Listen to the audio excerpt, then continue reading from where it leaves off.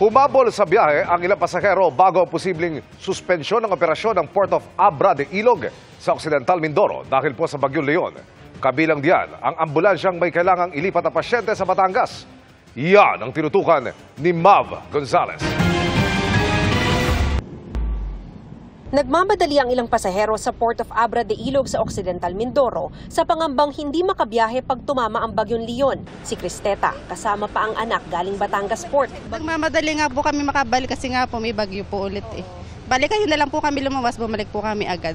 Pabatangas naman kaninang hapon ng ambulansyang ito.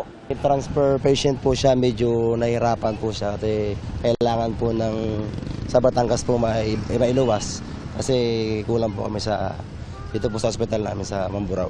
Kanina po, umaga wala pong biyahe, hindi po makarampa. Umabot po kami dahil may pasyente po talaga. Mula naman sa isang lugar na binayo ng Bagyong Christine, dito naman sa Mindoro mag-iikot ang grupong ito ng mga foreign missionary. Hindi raw nila akalaing posible na naman silang ulanin dahil sa isa pang bagyo. So we've been working with Vice Mayor Gary and some of the local pastors there doing relief work and just kind of like cleaning up some of the lakeside areas. I trust the Lord. And I trust that He'll keep us safe. And you're doing relief work, so you're probably going to be needed here more. For sure. Ayon sa pamunuan ng Port of Abra de Ilog, ilang araw na suspinde ang operasyon sa Pantalan dahil sa Bagyong Christine.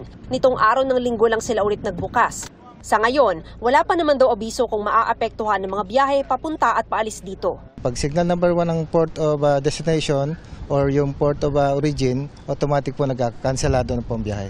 Pwede silang pumunta ng Puerto Galera or ikot sila sa via San Jose papuntang Calapan Port. Kung ano ang kasalukuyang sitwasyon nito, maaari siyang magbago. Hindi lang kasi pagkakaroon ng signal ang naging basihan.